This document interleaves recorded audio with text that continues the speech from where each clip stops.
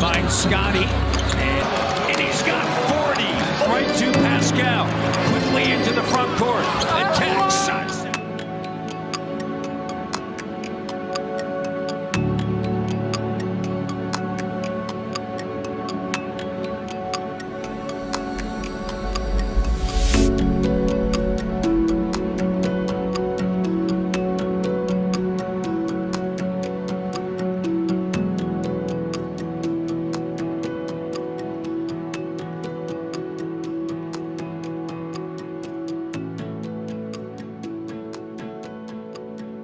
Someone said you can see the pain on your face every time you say something good about Pascal. Oh man, are you hate watching? Why are you hate watching? Go watch something else. I mean, my God, man. No, I do not. I do not have anything negative to say about Pascal Siakam's performance tonight. Obviously, with everyone else just not going, there's just not a lot of shooters right now for the Raptors. He just took it on himself, put the team on his back. Thaddeus Young, incredible. Just a brilliant performance. I think he was just exactly what I talked about in that little mix. He was the glue guy. He was all over the place, getting on the glass. The Raptors defense, putting that team in the zone. I mean, yeah, quickly had a hell of a night from three, but he is a 32% shooter. You will roll with that a little bit. I liked RJ Barrett's game. Julius Randle, kind of got a little bit out of control near the end. Isaiah Hartenstein, wow.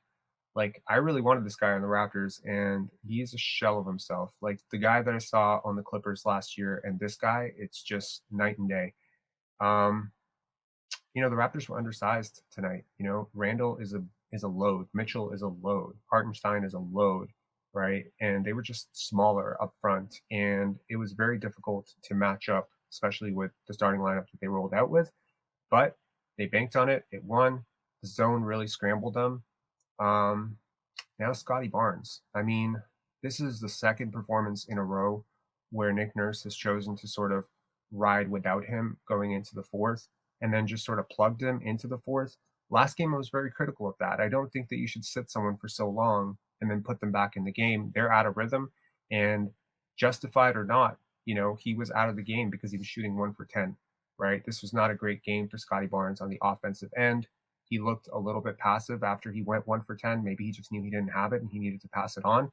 But you just can't be out there if you're not a threat to score. Like, you're making life so much harder for the rest of your team. So I think on some level, he tried to give you what he could on the glass, tried to make some cool plays. There were some nice assists there. But overall, this is 2 games in a row. Nick Nurse goes to him in the fourth quarter. He does plug him in, and then Julius Randle grabs that offensive rebound, and it's a quick hook for Scottie Barnes. When's the last time you saw that? I guess what I'll say is that the Raptors lived to fight another day. This was a gutsy win on the road against a very hot team, incredibly hot team, that was riding an 8-game winning streak, and I really hope they can continue it. And I really hope that whatever funk Scottie Barnes is in, whatever's going on within that offense, if it's health, whether it's just whatever it is, whether it's chemistry, whether it's health, whether it's just a slump, I really hope he gets out of it soon, because the Raptors do need him to be a scoring threat. They can't have him going 1 for 10, and it's a miracle.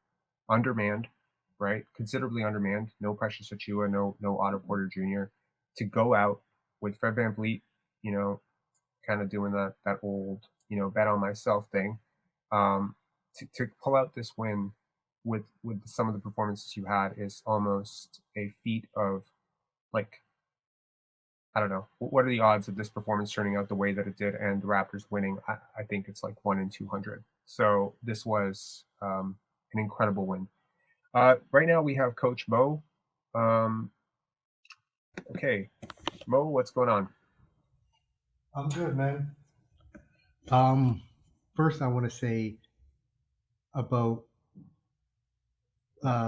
Malachi Flynn playing. I think it's kind of ironic that Coach Nurse never really played this guy. Mm-hmm. And obviously there's the thing with his dad. And now Nurse is kind of coaching for his life, I guess, because The young guys aren't playing, so clearly he's playing to win. Like, it's evident. There's a short leash on Koloko. Barnes isn't ending games. And you got Flynn playing because he's playing well and he's helping you win. So I just find it ironic that the guy you never played is now the guy you're relying on to help you stop. Well, he changes everything, right? And I'll tell you who he changes everything for. He changes everything for Siakam, right? Okay, so first of all, I just want to get this out of the way because don't anyone accuse me of hate, okay? Please. The Knicks have nobody who can guard Pascal Siakam. This is one of the 4 teams in the league that I'm like absolutely positive there is no one on the roster who is even remotely capable of hanging with this guy. There is nobody. There's not even like a guy at the end of the bench where they could have been like, okay, we'll roll with it and start him. Nope, not a single person. The Sixers have Thibault. Every team has one guy that you could, 1 or 2, sometimes 3 guys, right? Like if you were facing Portland, I would throw Jeremy Grant on him and have him, have a hard night. Jeremy Grant's not a lockdown defender, but it would make his life at least. It wouldn't result in blow by after blow by after blow by. Yep. I'm surprised the Knicks continue to play single coverage on him. However, the reason they're not able to double partly is because of Malachi. And kudos to Nick Nurse for realizing that. I swear to God, I went through it in when we were showing the film. If you recall, at the beginning of the live, I think like two lives ago, we were showing the film and we were showing like how much spacing there was for Scottie Barnes to attack in that Brooklyn game. If you recall, Scottie Barnes just going down the middle. Siakam did the exact same thing that Barnes did in Brooklyn, but this time he did it to New York. And it was like identical play after play after play where he's just like exploiting the middle and they can't really collapse because you got 4 shooters with him. The only non-shooter really they were playing was Thad, and they put Thad in the dunker spot. But so often this team is playing 2 non-shooters, and that's where you get into trouble, right? Kudos to Siakam for also being willing to move off the ball. He was a little ball dominant, but he had it going when he was ball dominant. I didn't have an issue with anything he did tonight. But the one thing I'll say is, like, if OG isn't hitting those threes the way he's hitting them now, like he's at least taking them with a lot of confidence, and Malachi isn't a threat to score because the scouting report says 47, 48% three-point shooter, you got to stick with this guy or he's going to burn you. If that isn't part of the scheme when he's on the court, to be honest, and if Malachi isn't willing to take those shots, or if Siakam is not willing to pass to Malachi or OG or Fred, then this doesn't work. But playing with 3 shooters around Siakam, that's ideal. You need to play that way. Also, I noticed something early in the second quarter when we had some separation before we gave up that lead. It was an 8-0 run early in the second. And I don't want to harp on Fred, but Fred was on the bench. Also, OG was on the bench. Also, Barnes was on the bench. We just played faster. And there's this thing, and I haven't coached for very long, but there's this thing where when somebody grabs the ball and they can bring it up the court and everyone just runs up the court and you just go. There's this thing Fred does that really annoys me, and I've mentioned it before, where like Barnes will get the rebound and he'll go up to him and clap his hands instead of just, we got to go. Our half-court offense is a struggle as it is most of the time. We just need to play faster. We need to get up the court. And I think like we play faster without him. Pascal handles the ball more. One thing I like about Pascal, he doesn't care who brings the ball up the court. OG doesn't care who brings the ball up the court. Flynn doesn't care who brings the ball up the court. Barnes doesn't care who brings the ball up the court. But for some reason, Fred does this thing where he wants to get the ball off a rebound. He asks for it. And when you ask for the ball, you're in a stationary position. And then he walks it up the court. And then we never get these mismatches. We never get cross matchup. We never get a guy creating a lane because he's running up the court.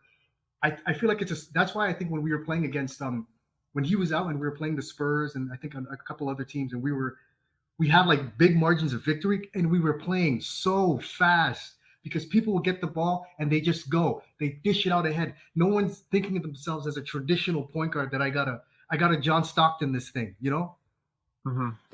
Well, I mean, I will say that that's sort of who Fred VanVleet is. And I mean, I don't think he's going to change. I mean, he tried to change at the beginning of the year. He struggled a lot with it. And, again, basketball is a game of rhythm. You know that.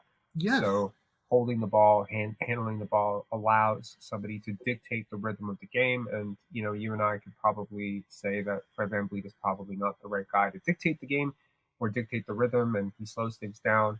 However, I will say that sometimes, when you play too fast, you can give up really, really big leads, especially on the road. That's one thing I'll say. I would rather play fast at home and be a little bit more conservative on the road. That's just how I see it, because like a dunk at home, giving up a breakaway dunk, because there was a pass that Pascal Siakam threw and it resulted in like a 3-on-1 breakaway the other way. And I mean, if that results in a dunk, I don't think it results in a dunk. I think it was a layup. But if that results in a breakaway on your court, like in Toronto, it's not that big a deal, right? But you could see the game completely shifted around that mark. It was like 2 possessions before Scottie came back into the game when the game started to shift, and it was because the crowd really got into it. So, if Fred VanVleet is, for all of his flaws as a player, he is a plus shooter, even though he's not shooting that well right now. And a plus so he provides a lot of that spacing, and he's also pretty good at taking care of the ball. Yeah, so I get why Nurse kind of scheme related trusts him a lot, but yeah. So yes, I do think the Raptors would play faster. If Scottie and Pascal or Banton, Flynn, etc. I think they'd play faster if those guys initiated the offense. But Fred VanVleet is probably like one of your slower players. I just would prefer if we just brought it up the court quicker, and if there's nothing, you go into your half-court offense. But I think there's just opportunities missed walking it up the court. I think there's also to some extent, the Raptors play players very large minutes, like huge minutes. Sometimes you're running starters out for 41, 42 minutes. Sometimes, and not to mention, you have a scrambling defense that requires so much energy. So if you're going to go balls out, running transition, you're going to have no legs in the fourth quarter. All your shots are going to go flat. So here's the thing. If I was coaching, right, today, I would not have brought Scottie back in the game at all. Sure. I don't think he had it. Like, his energy was not right on defense. His shot is not going in. 1 for 10. He started the game 0 for 4 within the first 6 minutes. Layups. Right? And like, whatever it is, I don't really care. It doesn't matter. It's not helping you win, right? Mm-hmm. He's not like helping you win right now. I mean, I know his passing is incredible, and he's 21. So this is not like saying Scottie is not going to be one of the top 10 players in the NBA at some point. He definitely will be, in my opinion. However, tonight is about tonight. And here's the thing. If he scores 2 points, I mean, like, this is a guy who cares. Like, one thing I know is that Scottie Barnes is a prideful person. Just like Pascal Siakam said, all these guys have pride. So if you're going to roll him out and you're just going to somehow, spoon feed him until he gets his 12, 13, well, then maybe that's not the wake-up call. And maybe, this 2-game stretch, you can clearly see Nurse going to Thad. Because right now the Raptors are really in desperation mode, right? Yeah. Because the math on this is quite depressing. If you read my community post, you'll see like the odds of coming back and being a top 5 seed at this point are, like, to put this into context for viewers, the Raptors were 16-16 after 32 games in Tampa. They are currently 14-18. So, and I mean, they ended up winning 27 games that year. Granted, because they flopped a lot of those and they had a huge sag after, but with the 5th toughest schedule for the rest of the way, I mean, I got to be honest. Like, if you're betting, I wouldn't bet the over on 42 wins right now. I wouldn't. And that's it took 52 from Siakam, great games from Fred and OG to beat the Knicks on the second night of a back-to-back. And I know people say they are on an 8-game win streak. All that means is a loss is on its way, especially when you're a team of the quality of the Knicks. It's not like it's the Bucks that's on an 8-game win streak or the Celtics that are on an 8-game win streak.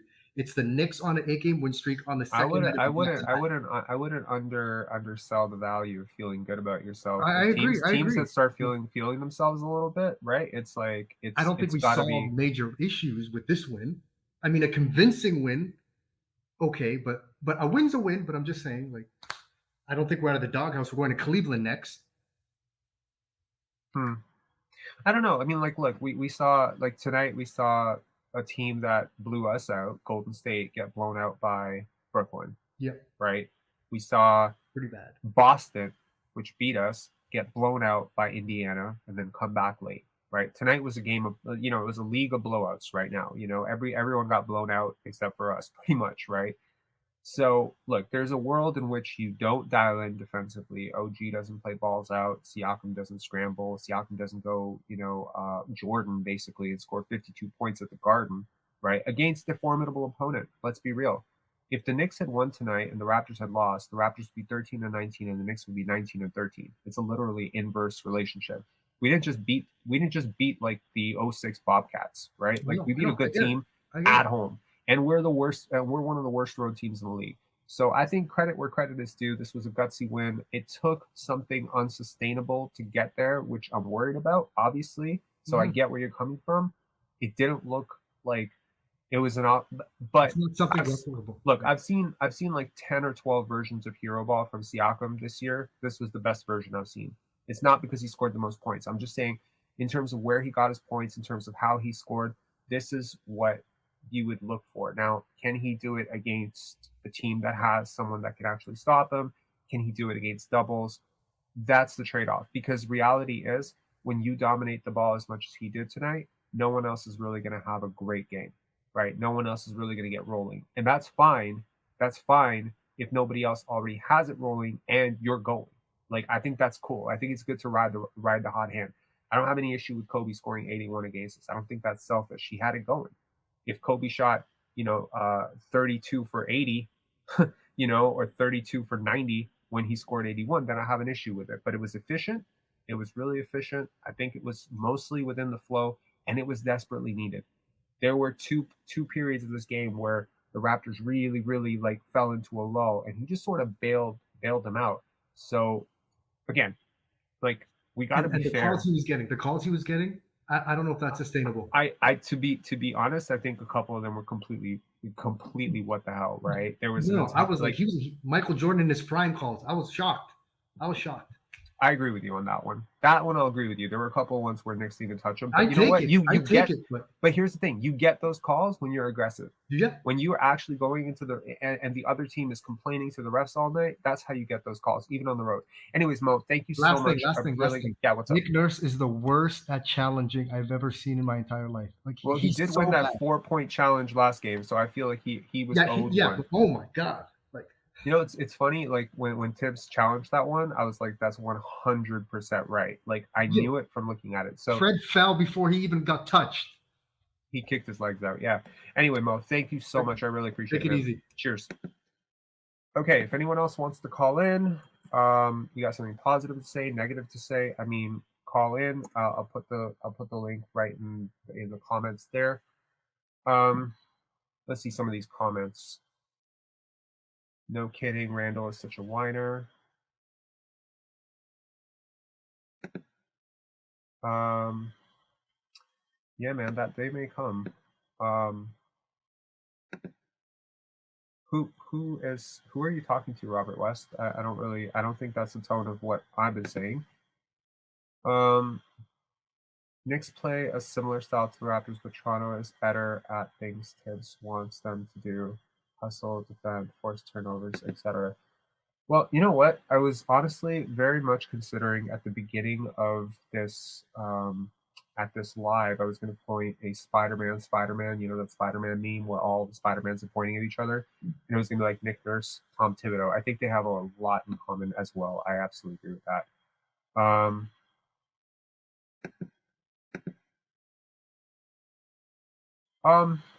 Yeah, honestly, I personally, if I'm, if I was coaching or if I, had a moment to even talk with Siakam, I would tell him that there's usually a reason that players of his ilk, when they have this type of advantage, don't show their hand too early, right? You start dominating the first quarter. Granted, we could argue that his team needed him to go and, but you'll often see that a lot of great players, they kind of turn it on at some point during the game when it might be a little too late. And I think the Raptors may have shown their hands a little too early with how they were going at this, how they were going at the Knicks with Siakam. And I'm really surprised the Knicks did start doubling him in the fourth. You'll see they started sending a second defender, and then he was quick to move it out. And that's where I'm like, that's what made the night for me for Siakam, because there are times in the past where the team will send a second defender or a third defender, which I don't think he's necessarily at that level where he can take on 2 defenders and just still put up a clean look. And he passed it out. He trusted his teammates. Mainly, he trusted Fred VanVleet and OG Anunoby, but those are the guys that he trusts, and those are the guys who had it going tonight. I don't really see the issue with that. Does nobody have anything to say? Nobody's gonna call in. What's going on, guys? There, take the bait, guys. Just call in. It's really easy, actually. For those of you who haven't called in, it's super simple. You call in on your phone. You click the link, StreamYard, boom. It's Chrome, Firefox, whatever. It gets you right in. To the specific point of, okay, well, if we'll wait for a call if no one's going to call in. Y'all going to leave me here? There's 250 people here. None of you guys have a thing to say tonight. I think it's just maybe, okay, we got Chaz. Chaz, I thought you said you weren't watching Raptor games anymore. What happened? Yeah, I watched the game tonight because another guy's guaranteed to win. So I took guaranteed to win. Guaranteed to win, yeah. Guaranteed to win tonight against the Knicks. 8 wins in a row, and we're 6 down in a row. But yeah, I don't know. I was yelling at the TV. I was yelling at Fred a couple of times tonight. He played well. He got 28 points. He did play this. He plays well, but he just bones it up a couple of times. He tries to do too much at the wrong times. And maybe there's nobody else that's open. I don't know. He has to force it up. But I think if you're a teammate of his and you want him to stop doing that, then you have to make yourself a formidable offensive option for Nick Nurse to go to, right? Like, you can't go 1 for 10. You can't be passive. You can't be, breaking threes. Look, I think the Raptors had outside of Siakam, I think the Raptors as a whole performed horribly on offense tonight. I think it's a miracle that they won, to be honest, and just being straight up.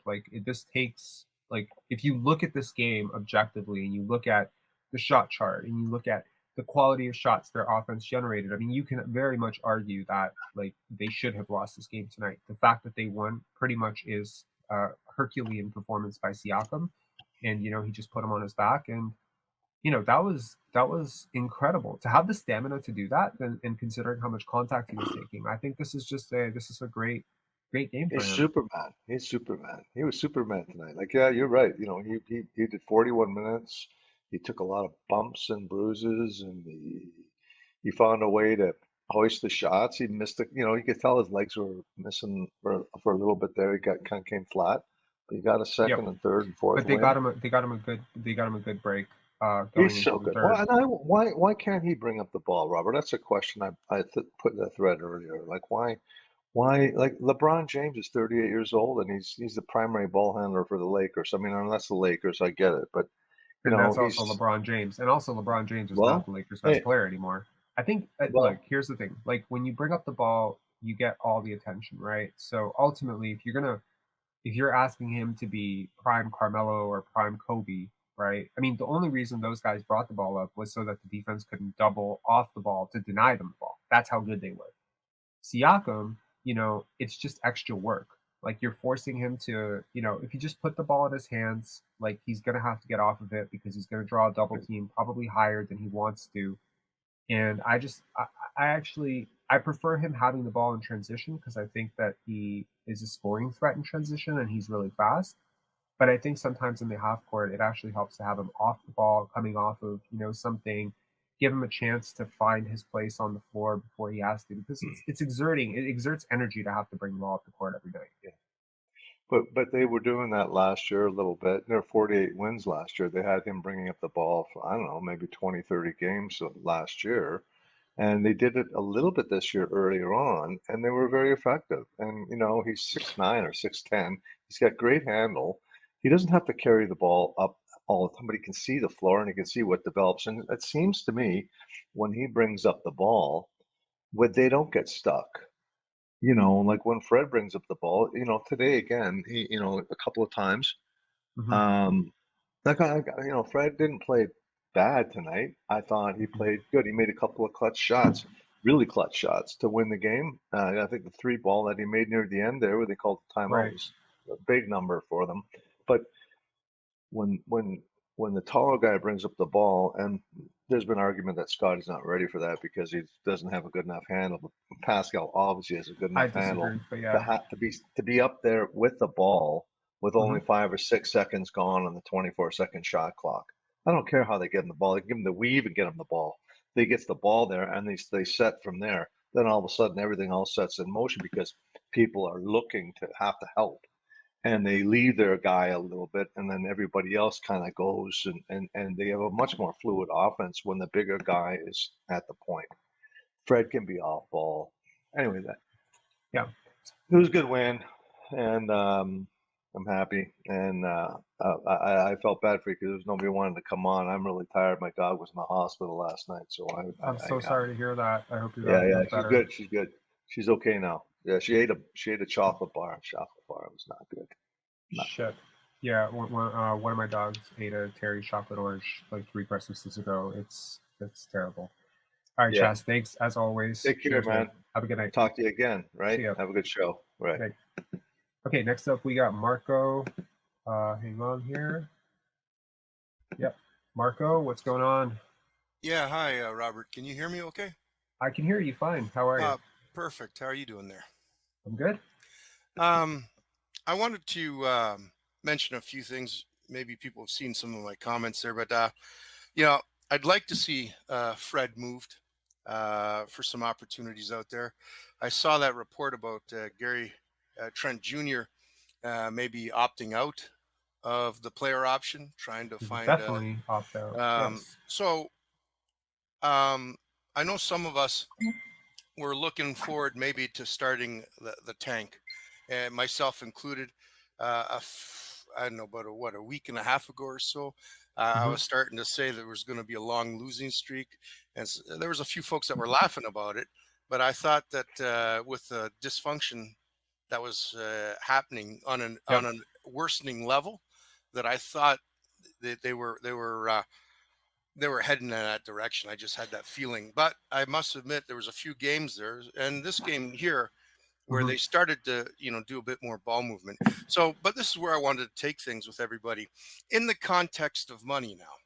So we're seeing the performance, the talent of players like Pascal. We know what the problems that maybe Fred VanVleet's having, Gary Trent Jr. Right. And like I said, we know that there's some money coming up here. So in the context of money, what I want from yourself and the others on the chat is to determine what money you would pay. What's the value you think some of these guys should be getting? What should Pascal be getting moving forward? What should Fred, if the management's not going to move off him, what is the fair value to pay Fred? What's the fair value to offer Gary Trent Jr.? He's looking for more than 20 mil. I heard in those reports, he's looking for a big payout. And the executives that were meeting up, I guess in Vegas or whatever, there was the talk that they're thinking that if he puts himself on the market, he probably will get offers in the 20+ mil range. So with some of these key players, in the context of the money coming up, what's the value? What would you pay him, Robert? And I'd love to hear what other people would pay him. Sure. Okay. I mean, I didn't necessarily want to dig into this topic this quickly, but sure. I mean, we could talk about it now. The reason I'm bringing it up, Robert, is because with some of them going to maybe be opting out, like Gary Trent Jr., you don't know about Fred. That's going to hit a wall for the trade deadline. So if they're going to opt out and they're going to be expecting money that you're not willing to pay, time is of the essence in some of the situations. Like you got to decide to move on Gary now if you don't want to pay him 25 mil a year. You know what I mean? So that's why I asked the question now, because I believe we are running out of time with some of these guys. Okay, so fine. I think I can answer this in parts. Okay, so there are basically 6 pieces within the next 2.5 years that you need to make very big decisions on. The most immediate of which are Fred and Gary Trent Jr., both of whom have player options that they will almost certainly exercise both of whom I would say have come close to, or in the case of Fred VanVleet last year, have outperformed their current contract. And one of whom, at least, has a long-standing relationship with the organization, and he's a really big part. He's the last guy you introduce at the home games, et cetera, et cetera. There's a fan following for that. Unfortunately for the Raptors, in this case, these guys do have some sort of cachet with your fan base, right? There's always a hometown premium in a weird way when it comes to retaining your own guys, right? Now, Nick Nurse has been openly critical of Gary Trent Jr., the whole quote about maybe he doesn't fit us, maybe he does. To not dodge your question, I think Gary Trent Jr. is probably worth anywhere from $18 to $22 million a year. I don't say this based on the current cap figure. I say this based on a future cap figure that will be considerably higher. And as that cap starts to go closer to 160, 170, you'll start to see 20 be the new 15. Or, sorry, 15 be the new 20. Wait, am I saying that correctly? I think you know what I mean. So, Yeah, so basically, I like, understand. There's going to be that inflation. Yeah. That inflation is going to happen over the next 3 years for sure. I think that's already in the deck. And so as that happens, and as more of those TV deal contracts come in, I think every single player has, the carrot dangling in front of their head. To the specific point of Fred VanVleet, again, organization, loyalty, existing relationships within the fan base, like how much this fan base has at times rooted for this guy. There has to be, you would ideally say there should be a hometown discount, but we know that with the tax situation in Canada, that's not going to happen. Never happened with Kyle Lowry. We were paying him $30 million, even though I think the next competing offer for Kyle was probably almost always $5 million less. So if you factor in, like, if he has the same sort of market as Kyle did around 33, then you could expect to pay Fred VanVleet anywhere from 25 to 30. Would I do it? No, I wouldn't. But that's because I'm me. And that's what I was interested in, though.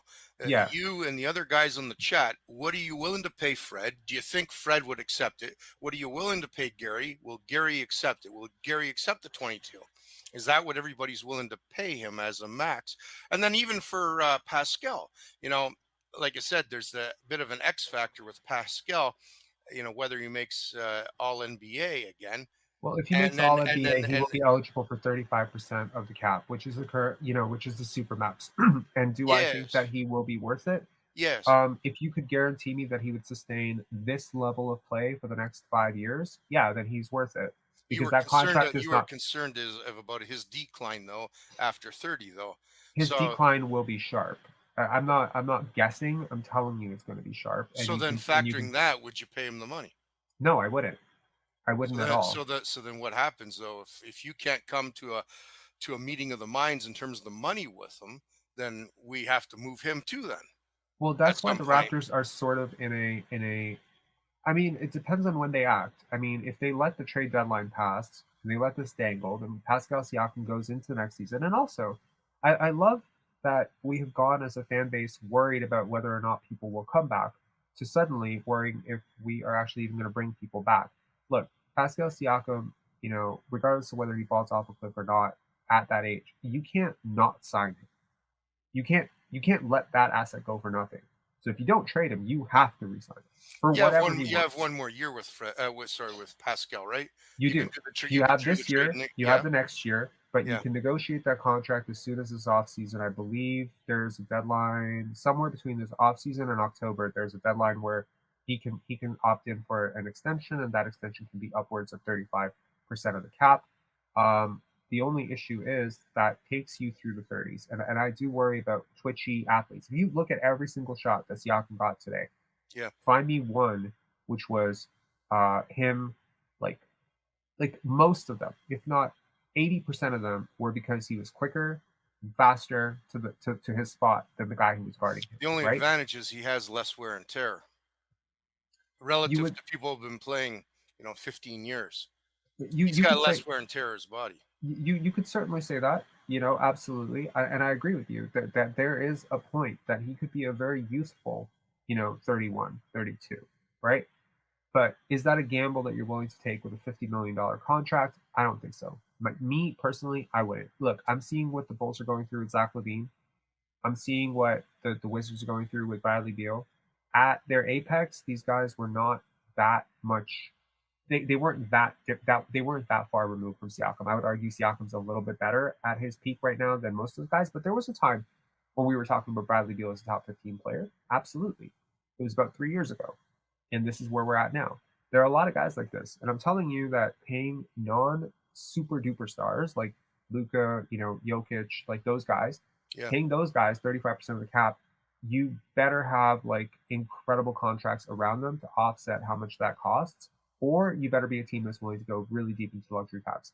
And MLSC has shown a willingness, if they have a contender, to go deep into luxury tax.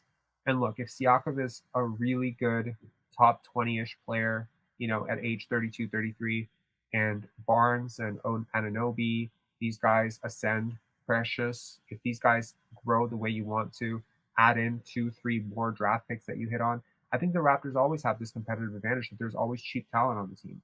There's always cheap talent. Look at how much OG Anunoby provided you on his rookie scale contract. Look at how much Pascal Siakam provided you on his rookie scale contract. I would open up the bank for OG as far as like. Well, that's another player that you're going to have to re-sign, right? Yeah. And I mean, if the market for him, I got one more year for him, right? If the market for him currently is 3 first-round picks, then I can tell you that there's some team out there comfortable paying him at least $30 million easily.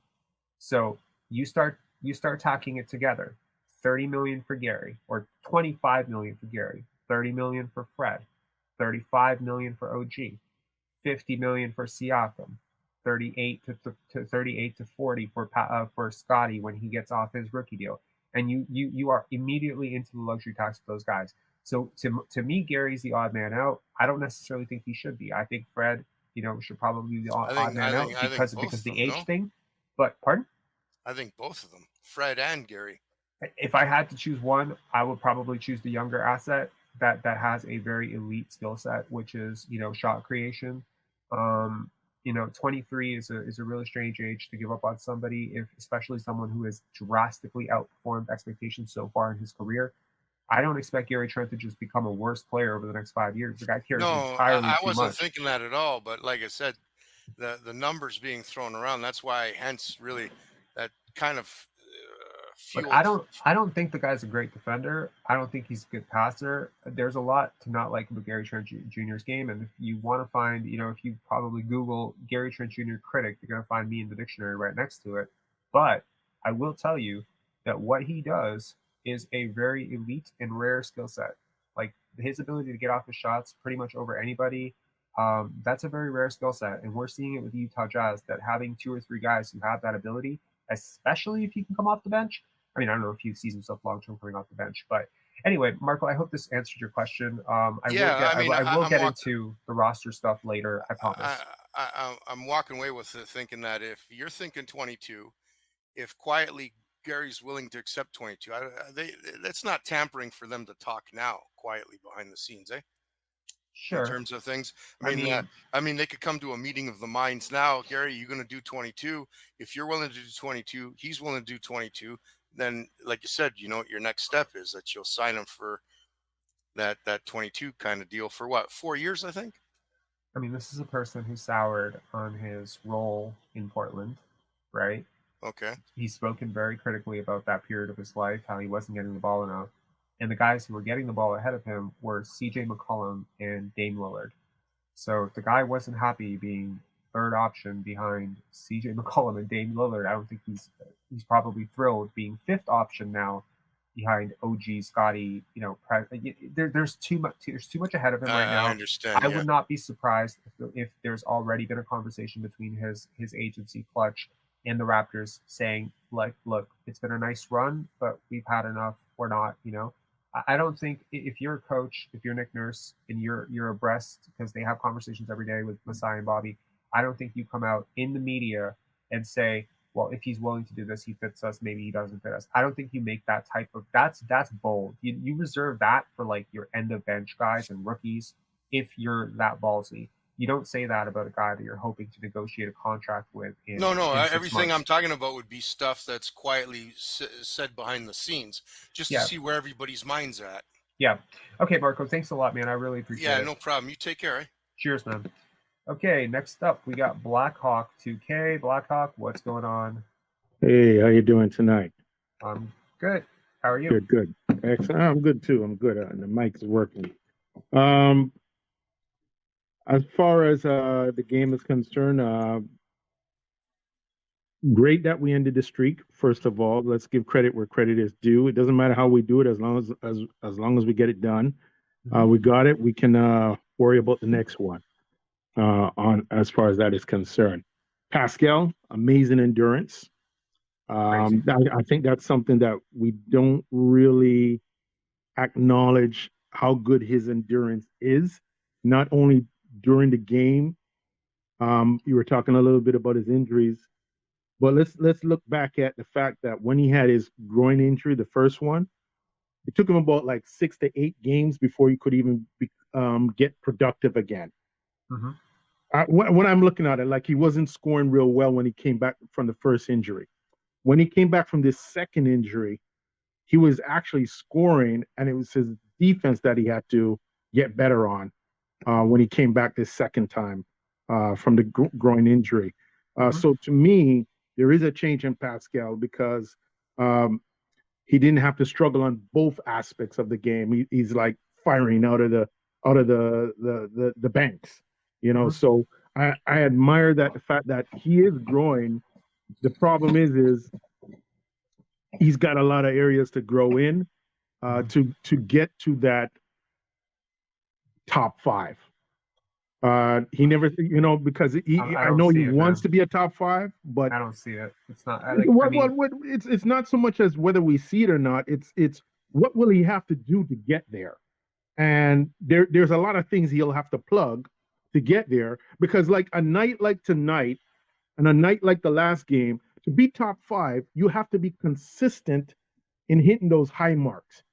He's been consistent in being in the low 20s, average wise, but he has to understand that if I want to come out and make a claim of I want to be top 5, I better be able to hit 28 to 32 every night, get it that high in order to compete with the other guys then. I don't think you have a roster that's suited for him to play that way. You just don't, right? Like if you had 4 shooters around him, then those lanes are always going to be open. But right now, most teams are guarding him, like they're starting out one-on-one, guarding him. Right. And if he gets it cooking, they're throwing a second defender. And usually that second defender is coming off of him, off of the worst shooter on the floor. And if you're the Raptors, there's always a worst shooter on the floor, whether it's Scottie Barnes, whether it's a very, very struggling Fred VanVleet, whether it's Thad, whether it's Koloko, whether it's whoever, right? So until you get Precious back and he's shooting well, if he can reclaim that 39%, I don't think it's a coincidence last year that the Raptors went on a streak and started winning a lot when Precious Achiuwa started shooting better. He's a really important part of what this team can do defensively and offensively.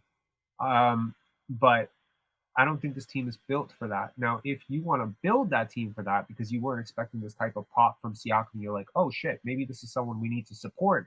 Well, then I think you need to probably part with some assets to give him that type of support. Probably better shooters, a center who can shoot, right? Like Miles Turner or someone like that. You need to go after a guy like that because if you are going to make this season a Pascal Siakam soft MVP, campaign, right? Like pretty much what you're saying, 28 to 32, if we're in the playoffs, I would say he's a top 7, top 8 MVP candidate, right? Like, so if you're going to make it that, and you don't want to lose a lot of games, you're going to have to put incredible shooters around him.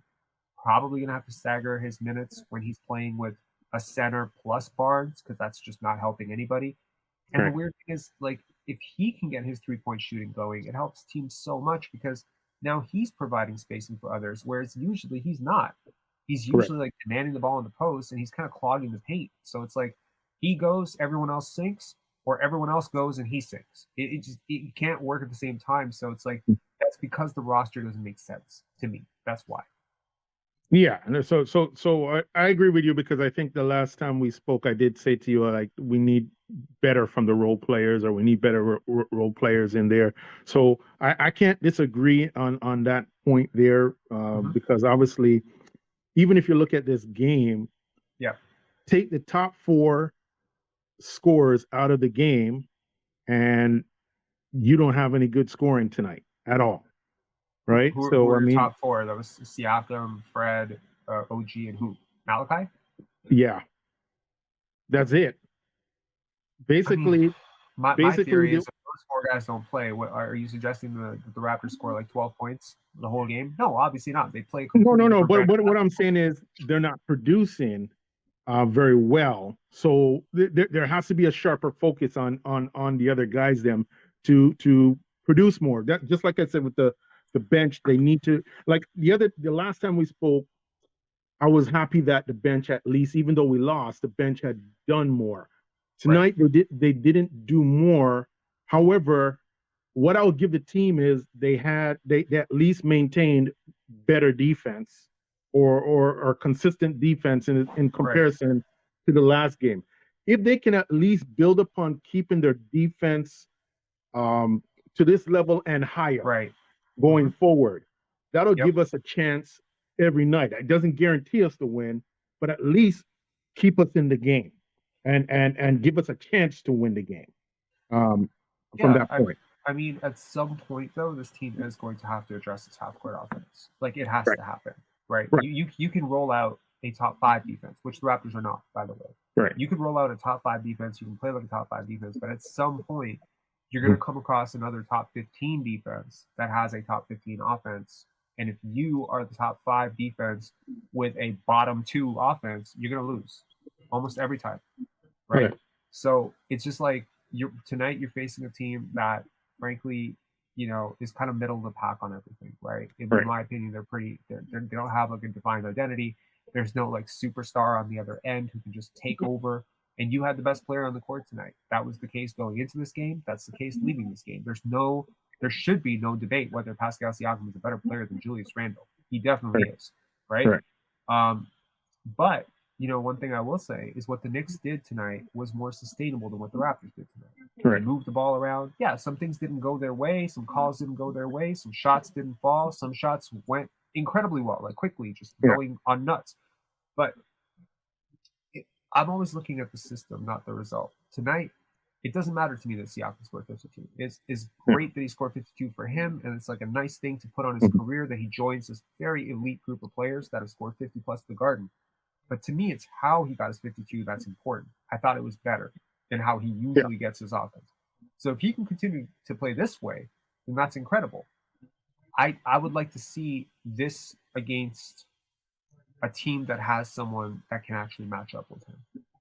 You know what I mean? Because it's easy to get like to see a single performance like this and be like, better defenders. If there's better defenders out there, it's like a better matchup. It's not like the Knicks are a terrible defensive team. It's just they're a team defense that struggles with a particular type of player, and Siakam is that player. They're kind of like us, except who's the player that we struggle with? I mean, we struggle with really quick point guards. Yeah. Right. Like when I look at the Knicks, they look like us. Just they do. Yeah. To some extent, right? It's just they're a little bit healthier right now, and they have a little bit more of an identity. And I think they move the ball a little bit better. You know, Randall was willing to move off the ball a little bit, pass it into Hartenstein, get it out to RJ. There's like, it's a little less predictable. With the Raptors, it was just like, okay, it's going to be Siakam. Siakam's going to pass to VanVleet. VanVleet's going to pass back to Siakam. He's going to set a pick. He's going to get off of it, and then he's going to try to score. You know what I mean? He's going to go to the line. One thing about the Knicks, though, at least they have better centers. Or they have definitely do. They have two guys who would start for us. They have two guys that would start for us immediately. I think they have 3 guys who can start for us. And I'm pretty sure Nerlens Noel is on that team. I'm pretty sure Nerlens Noel will start for us. So I think Jericho Sims, Hartenstein, Mitchell Robinson. Yeah. Mitchell Robinson. Yeah. Yeah. I think Noel is in Pistons. Correct. Right now. Correct. They traded him. Yeah. But they still have 3. three or four or even four centers. I don't know if where, Jericho Sims would necessarily start for us, but I definitely know Hartenstein and Mitchell would start for us. Like they're Yeah. a load. So, anyways, Yeah. man, do you have anything? Do you have any final takes? You- Final thoughts? Well, I have OG is still recovering, so even though he's still impactful, he's still recovering. So I don't think we've gotten the full OG effect on yet. I think he needs maybe about 2 more games. Yeah, And so we got a good production, but I think we'll get a better production out of OG I agree. the next 2 games or so. Nice. Nick Nurse needs to run some sets for Scottie just to get him going. I think that's what the challenge is that if you don't have to plan, if you don't have to run sets for Pascal because he can get it on his own, then shift the focus to who you do want to get more. Like shift it to OG, shift it to Scottie to say produce more. Here are the sets we're going to run to get you to go more. Right. I think Nick can at least put more focus in that area there. Here's another Here's a comparison. You might say I'm crazy on this one. I think the flow of the game is kind of better with Flynn than Gary Trent Jr. In the sense of I agree with there you. isn't Gary Trent Jr. kind of has a Chris Boucher effect with get the ball and shoot immediately without surveying the team to say, hey, can I move the ball or something like that. Yeah. But the one thing that I will admit is that Gary is still better if I need to go and get a bucket. I would prefer Gary in the sense of, okay, let's go get a bucket over Flynn. But I think Flynn at least keeps the flow of the game with the team where it doesn't feel like, oh, as soon as Flynn gets get the ball, he's going to chuck it. He's not selfish. He's assertive. He's one of the few guys on this team who has the perfect balance of when to go and when to pass. He's like really smart, and it really shows that he's been really well coached. Anyway, Blackhawk 2K, thank you so much. I really appreciate you coming on as always.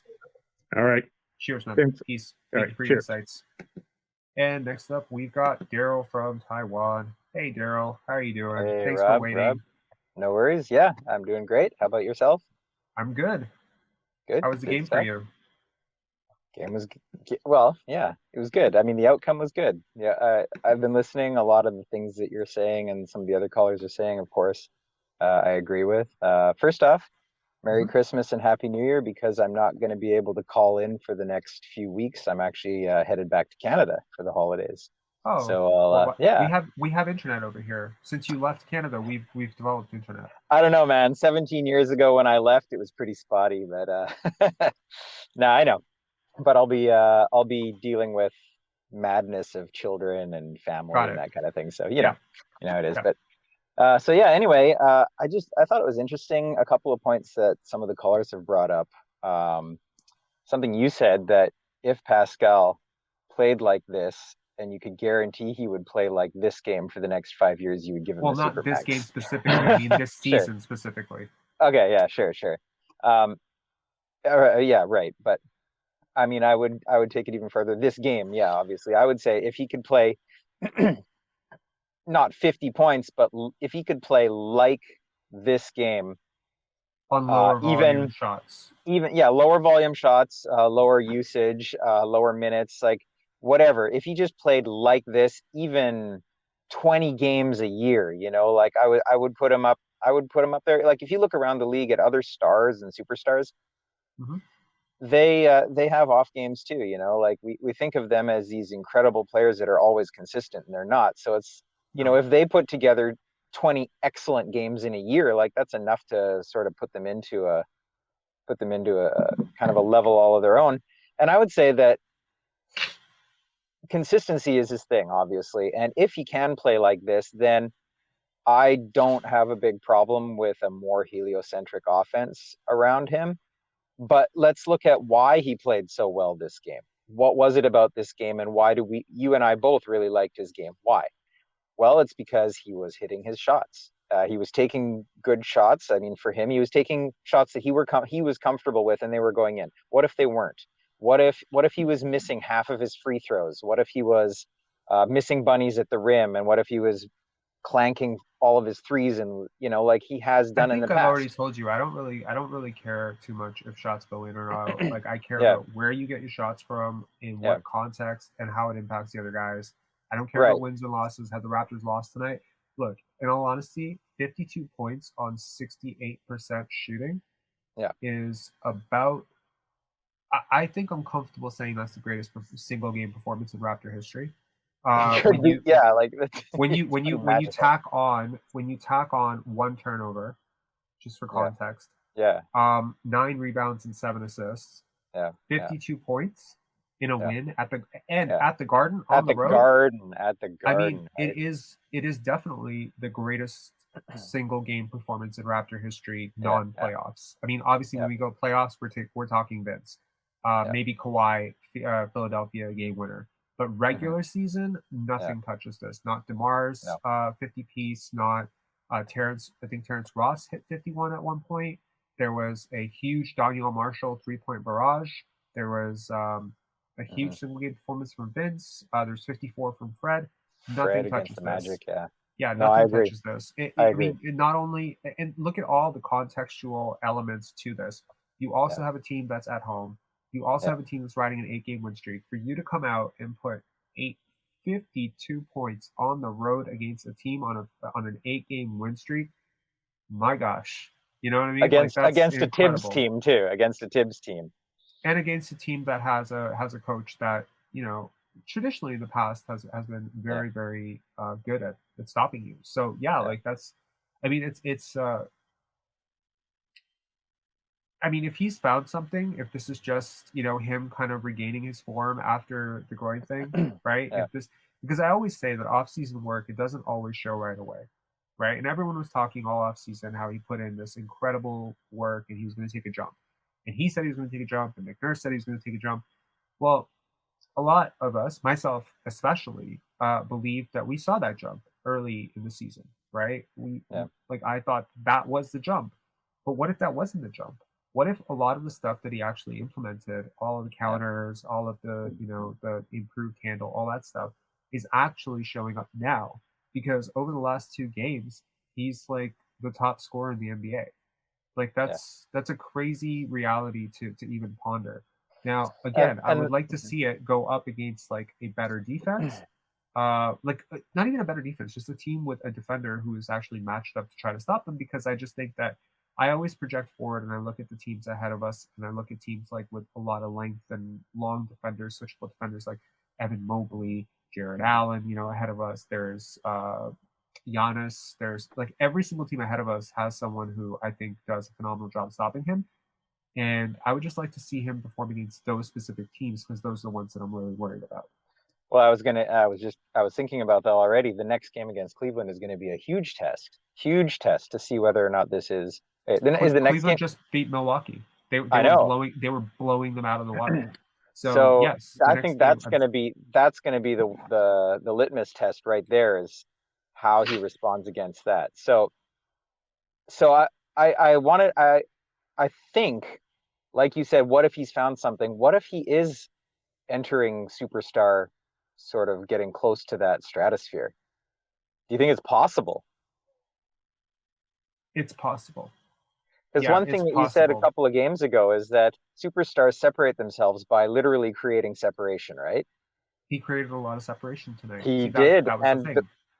and the way that he does it is a little bit different than a guy like Jason Tatum creating separation, or Kyrie Irving. He creates his Hmm. separation, like you said, with quickness and with extension. He extends his body just so far past the other player that they just can't possibly get to it.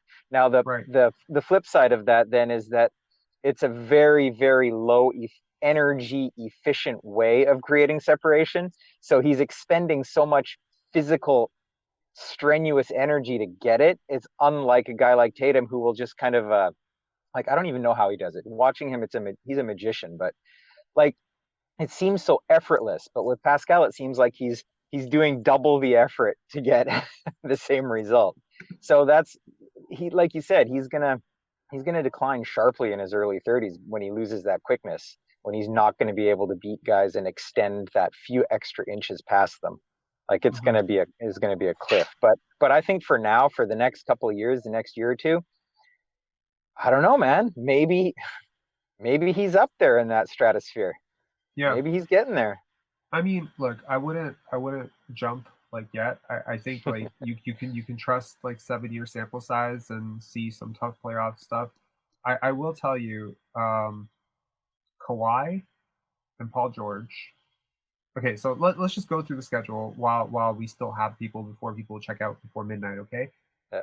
So New York done at Cleveland, Los Angeles Clippers, Memphis, Phoenix, I know. Indiana, Milwaukee. A rematch with New York at home, Portland, Charlotte, Atlanta, at New York again, so a reemergence in the Garden. Go on the road against Milwaukee, on the road against Minnesota, then Boston, New York again. So New York is this half of the season's Brooklyn, basically.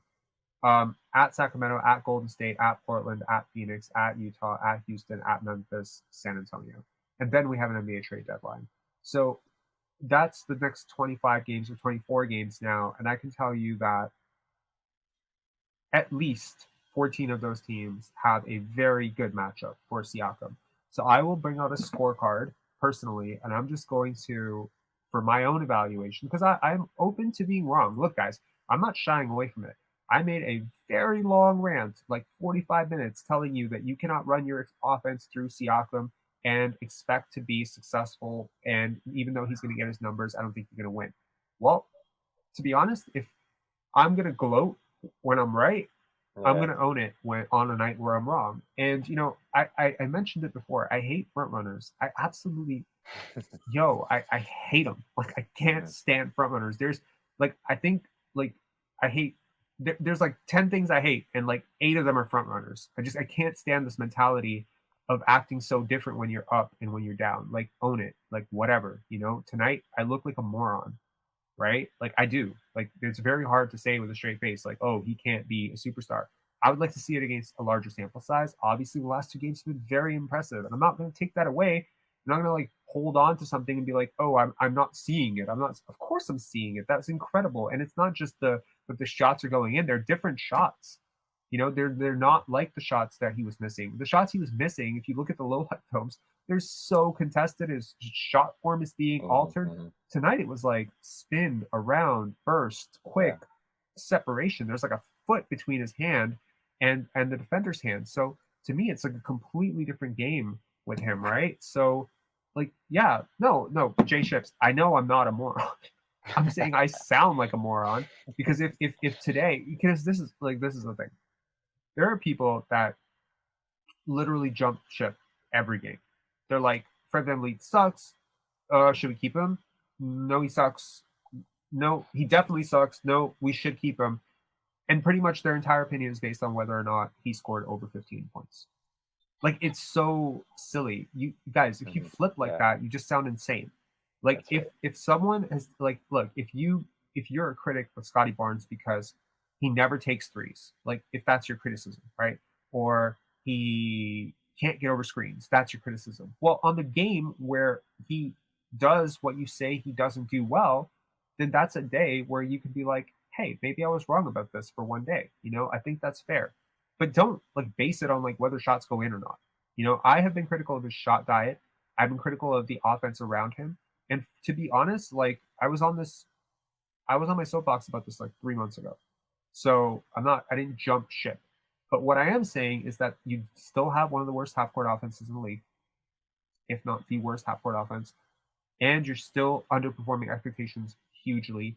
You're still under 500 with Pascal Siakam in the lineup. So it hasn't worked as well as it, in theory, should. With his dominant stats, like if I told you going into the season that he would put up these numbers, and he would play this many games, and OG would put up these numbers and be a DPOY candidate, I think just those 2 variables alone, you'd be like, this would be a team sitting comfortably above 500 if those 2 guys are popping that much. So the fact that they are 4 games under 500 to me says either everyone else sucks, like every single other person fell off a cliff, and that might be the claim for some people, like for the media and for a lot of people out there, that is the claim, that everyone else just sucks. Everyone else is underperforming. Scottie's underperforming. Otto's injured. Precious hasn't played well, and he's slumping, and Fred's slumping, and Gary's, inconsistent. They can say all of that, right? Or you could ask the question that when one guy dominates the ball so much, how difficult is it for other guys to get the rhythm? And if the guys that you have around him can't go with him, then is he worth changing the pieces you have around him? Because if you really do have a top 10 player, those guys don't grow on trees, right? If he's legitimately that level of player, then we need to stop thinking about, what's good for Scottie's development, what's good for OG's development. It doesn't matter. You have a top 10 player, you go for it, I think. I really do. I think if you have a top 10 player, I think you need to aim to contend. But if you don't have that guy, then you need to reconsider what the hell you're doing. So I think the next few games will be telling. I think the next 2 games specifically will be very telling. If he can do this against Evan Mobley and Jared Allen, and then follow that up by doing this against Kawhi and Paul George, although they have taken a bit of a step back defensively, I think they can still lock down, and I think they're the type of defenders that give him a lot of trouble. If he can do it against those guys, I will absolutely have to reconsider everything I've been saying about him, and I just maybe think that maybe there's some sort of step that he's taken in the off season that I haven't properly calculated for. Anyways, Daryl, thank you so much. Enjoy your trip to Canada, and feel free to message me. Let me know when you're around. Cheers, man. Absolutely. Talk Peace. to you again. Have a good one. Next up, we have Samuel. Samuel, how's it going? Hey, great. You? I'm good. Yeah, How you I doing? missed the game, but I for the sake of calling in, I watched some of the highlights. Okay. And I think you try to talk to these guys, some of the guys that call in. This is what I'm afraid of. Like he has one of these games, and everybody's gonna say like he's great. I looked at the highlights, even the highlight package that intends to make you look good. These are tough shots. I'm sorry. Him trying to Euro step, I haven't seen him drive by anybody other than a center, right? And you think he's fast, but he's not quite there. So how is this, like in your opinion, how is this going to translate into the playoffs? So let's just say he here's destroys Kawhi and all these guys, right? Yeah. Look, here's the thing. What I'll say is the Knicks, you can't. I can't judge somebody for doing something that, for going up against a defender that wasn't there, and I can't judge somebody for not going up against a defender that never guarded him. So I can't judge him for how he performed against guards and wings, because that's not who the Knicks chose to play him. I think it's pretty telling. Look, to be honest, look, the game that Kobe scored 82, right? What was the game plan for Sam Mitchell? I can't remember what. Let Kobe get his. We'll stop everybody else. That's right. right.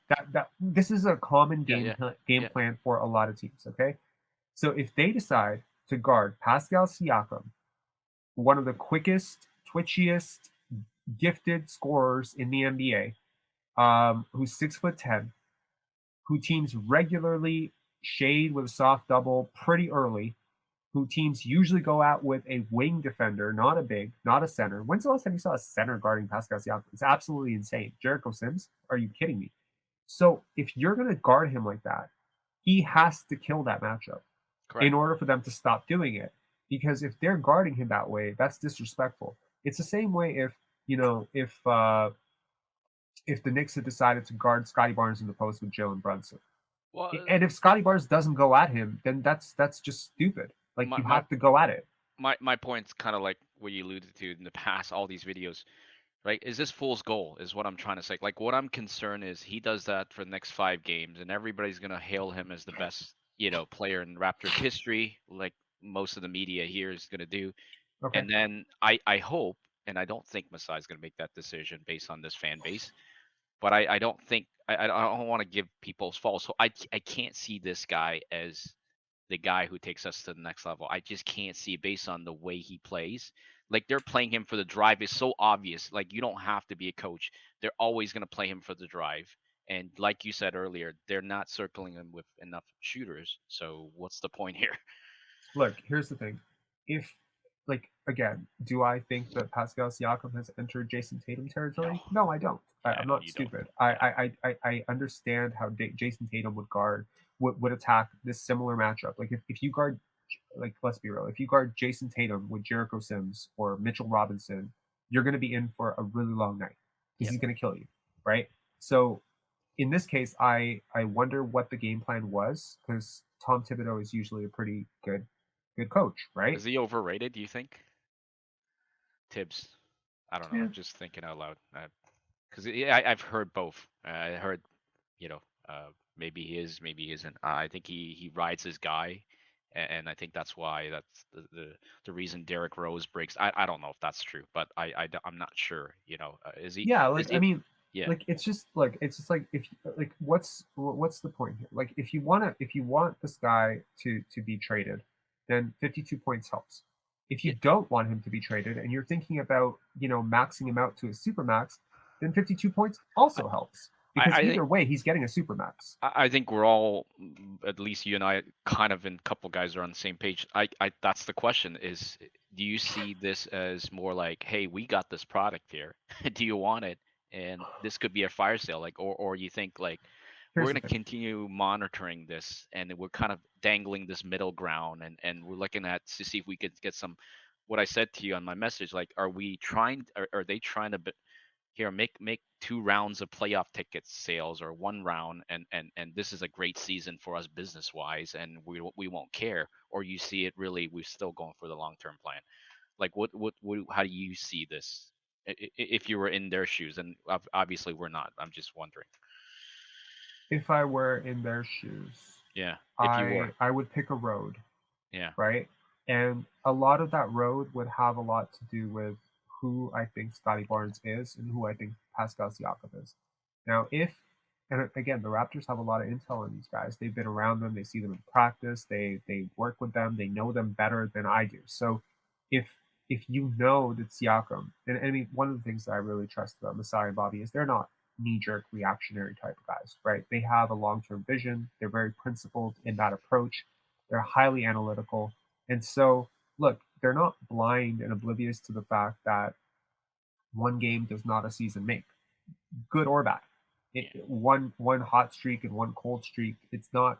They're not. They're not those types of people. And I say this from as a person who comes from a very similar mindset in my own life, like just coming from a hedge fund trading background. Like, sometimes when you work with hedge funds and you work at a trading desk, you start to feel invincible, and you learn very quickly how sobering that feeling can be when you sustain a huge loss because you just think that you don't need to put a stop loss or some stupid thing like that. So what I'm saying is these guys are extremely analytical, and they understand who these players are. And I think that it would be fair to look at a larger body of work and not just hone in on one game like fans do. Fans are going to be like, Siakam's great, Siakam sucks. Siakam's great, Fred VanVleet's great because he scored 39 and 39. There were people who were calling for this guy to get traded. And then he puts up, like, I don't know what he put up against the Lakers, but it was more than he usually puts up. It was like 30 points, 29 points, something like that. And suddenly everyone's like, oh my God, Freddie's back, and then he sinks the next game and you're like, oh shit, maybe Freddie's not back.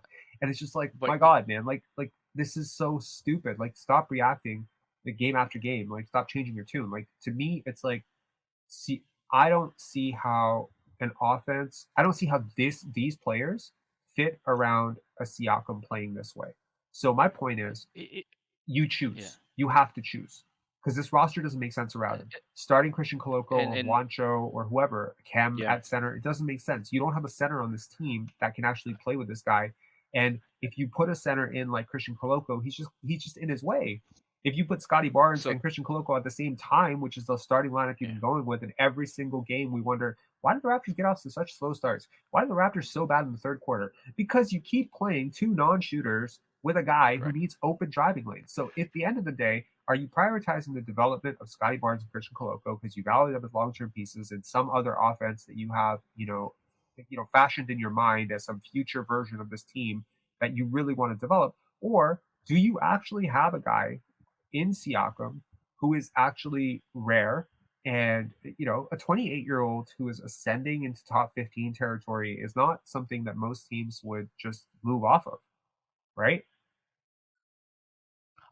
I mean, are you seeing this? Because I know you mentioned your background. You played a little bit of organized ball, and I didn't. I'm more of a rec ball, but I watched basketball for a long time.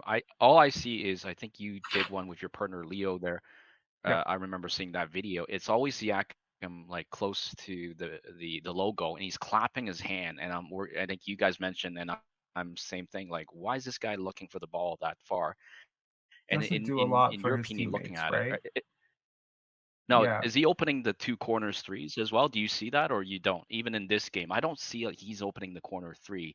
Then he hits these tough floaters, and he doesn't get all the way to the rim. I saw maybe 1 or 2 times in this 52 point, he gets cleanly to the rim and he flips up a shot. Whereas if remember the championship year, I know Kawhi's not a different level player. He goes and go for the hard dunk, not just to draw the foul, and it's more solid. Whereas this guy, like if you don't go in and open up the corner three and kick it out all for 10 seconds, Well, and you're not here's Luka, because Luka can play with the ball, and then you actually it's actually a three, and whereas this guy, you play with the ball 10 seconds and you're shooting a tough two. I have a problem with that. I'm not sure if you're like seeing the same thing. I see it. And here's the thing that I would say is that people often glorify Kawhi as like this very perfect player that the Raptors had, and I don't think anyone has ever True. at the time dug into his flaws as an offensive player, but he had plenty. Sure. Namely, he For routinely sure. missed very obvious passes. He would often pass to players' Sure. ankles or knees. Siakam, to his credit, while he did not start out this way, has ascended to becoming a better passer than Pascal Siakam, which is very impressive. Than Kawhi, which is very impressive. I would also say that by the time he got here, he kind of had a difficulty dialing in with his knee. And so the defense was also a bit overrated. Yeah, he could turn it up for like 3-4 possessions, but I think like the defense is somewhat comparable. Sure. I realize that might be insane. So really the gap between Siakam and Kawhi right now is in isolation scoring and the cleanness with which they get their shots off, as you say, like the methodical way that Kawhi can just put up like 30, 40 whenever he wants. And I think Siakam can be schemed around. But passing is important for a first option. So having a first option who maybe doesn't need to dominate possessions as an ISO scorer as much as Kawhi did, I think it's not like the worst first option to have. I think the last 2 games have given me a reason to just, stop going aggressively in one direction, take a moment and just think about this. And this is what I've accused the other side in this argument of not doing, which is take a moment and think, right? And I think it's fair for everybody who thinks that Pascal Siakam isn't, a playoff, contending level first option, Sure. to maybe hone in on the next 2 games and give it a chance. Let's see what happens. I'm not saying judge the whole season based on the next 2 games or judge the whole season based on tonight. I am, however, saying that as we go through this season, we are gathering more and more data, and so are the Raptors, and so is the front office. And had the Raptors lost tonight, I feel like if they're looking at the same math that I'm looking at, this season was in the toilet. Because once you fall to 13 or 19, the math is staggeringly impossible, almost impossible to get to 50 wins. And right now, the Brooklyn Nets, 4th place, are on pace for 51 wins. So you're facing either Brooklyn, Cleveland. So I would like to see him perform against teams that have the advantage that those teams have to see because the Raptors have already said first round is no longer acceptable. We need second round. Right. And in order to get to the second round, you need to beat somebody in the first round. And so my question is, can we beat one of those 4 teams in a 7-game series? Are you willing to gamble a season on that? Or are you willing to abort this season? Sorry to use that word if that's triggering for some people, but are you willing to abandon this season and then just, call it a day and build around younger players, trade away assets, whatever? So the question is, and you, because you do a lot of research, is this a top, is this a 10-player draft that's upcoming? Because if it is, no, wouldn't it make sense to no? You may 3 players maybe? 5 to 6. This I upcoming think there's draft, 5 to 6 5 to really 6. good ones. Yeah, and 2 really good ones. Would it be more beneficial? Because even if Pascal maybe gets you to the second round, maybe squeak by, if we are championship or bust at some point, and this guy's 28 years old, I'm just wondering if this is one of more deeper draft, at least for 5 players wise. Would it make sense to, like you said earlier, would it, maybe, hey, this is the time to kind of, thank you for your service and start parting ways with this core and get us some assets back, because I don't know, I don't see a value of us winning the next 3-4 games, and this guy's not going to bring us all the way to the top, is what I'm trying to I say. gotta be honest, if you manage to win the next 3-4 games, given the difficulty of the next 3-4 games, I think you need to adjust. I think you need to look at that. It has to be part of the sample. You can't be blind Sure. to the part of the sample because you've already made up your mind after a certain number of games. A lot of teams have difficulty gelling early on, and because we have a hypothesis that the Raptors should not be one of those teams because they're bringing back so many players and there's so much continuity. Well, there might be internal rifts. There may also be some, health issues. There's also the escalating, progressive, almost like compounding effect of not having shooters in an offense where your number 2 and number 1 guy need lanes to drive to the basket because they're straight line drivers like Siakam and Scottie. And it means Scottie is having the season from hell so far, and frankly, so is Fred. And frankly, OG Anunoby is shooting terribly. So it's like there's a lot of guys sinking around. So it's like, here's the thing: if we had lost tonight, the headline tomorrow would read what? Teammates don't help Siakam, right? The teammates don't help Siakam.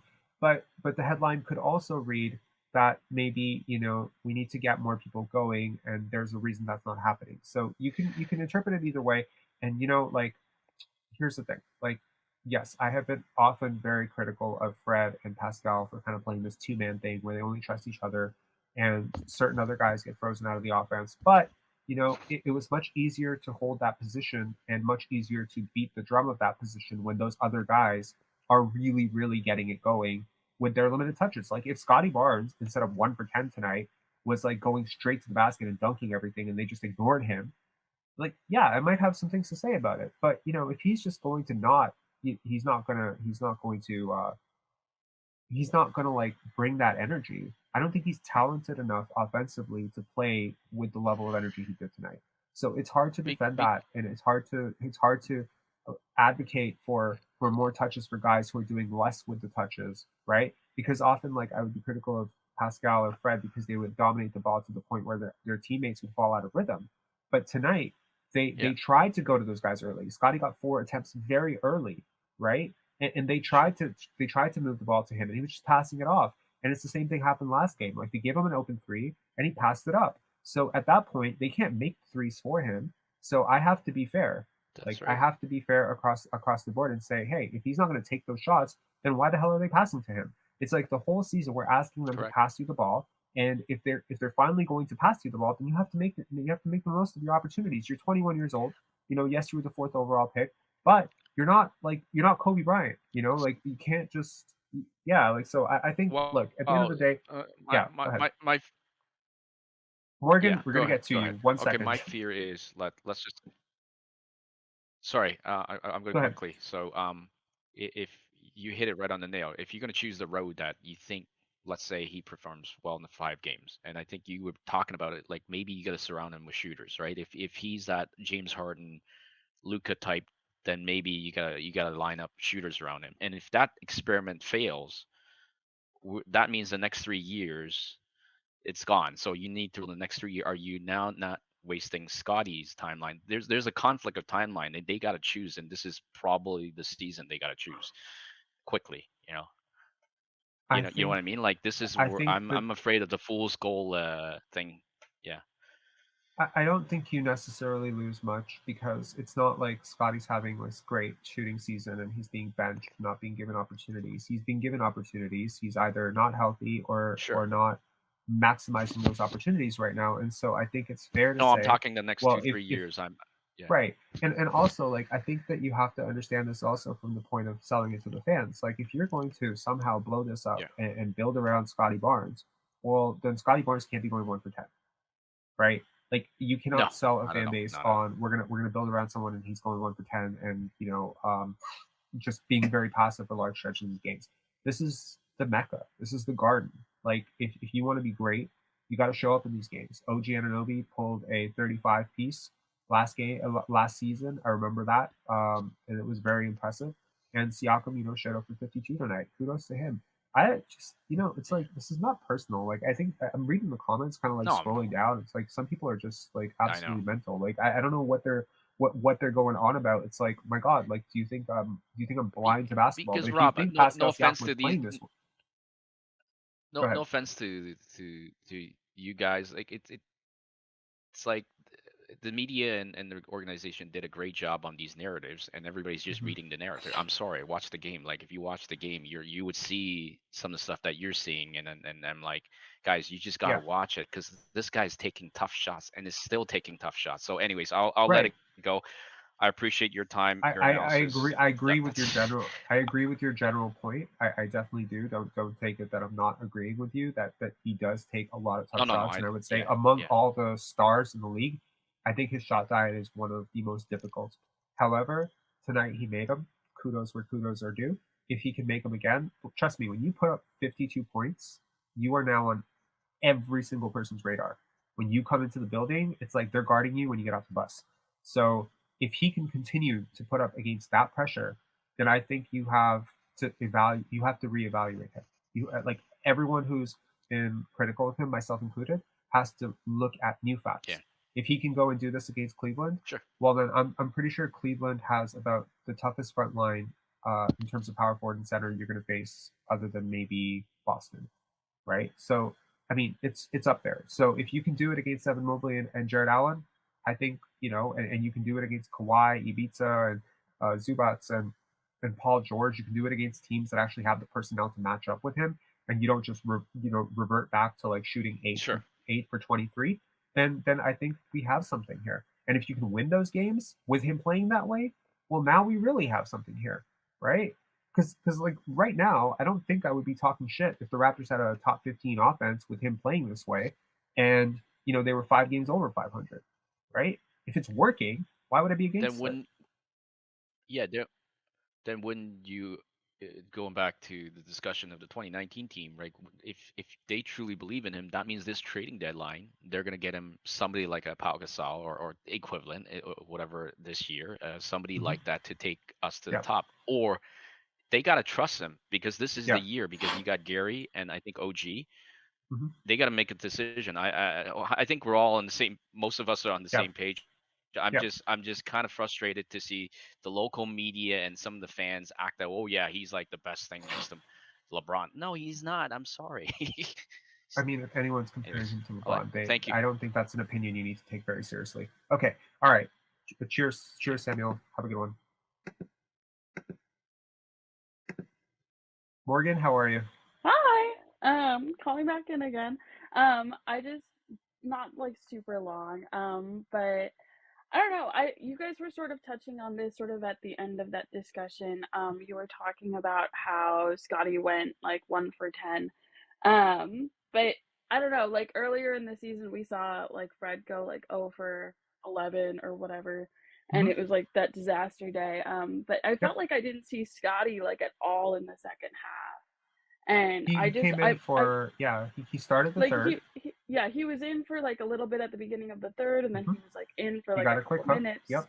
Yeah, and then he was like gone. I felt like I didn't see him, and so like maybe I missed something altogether, but like I felt So like I he just he started the third. He got a mhm pretty quick hook, mhm which I think I could argue was probably warranted. And then he came into the game ice cold. He hadn't really touched the floor for about 20-25 minutes in probably real time. And if you've played sports, that is yeah almost impossible to do. Like you can't right keep doing this. And Nurse did this in the last game too. And I'm not saying this is Nurse's fault or anything, but when you decide to go away from a guy for what felt like about 25 right minutes of real time, I would have to check it. You can't put them back in the game just to avoid the headlines. You have to just go with it. Because if that is right working for you, like what an awkward situation to put a player in, because now you put him in and he's cold and the sweat has mhm dried somewhat and it's really cold in the arena. You could see like from him like kind of like yeah, trying they to all trying have to the little shake it heating off. blankets and whatnot. And Yeah, eh, yeah, and I mean to put him in that situation, God forbid they had lost, everyone would have pegged it on him. They would have been like, "Oh my right God, this right guy cost you the game." And it's like, no, you cost yourself the game by putting in a right guy who's completely cold.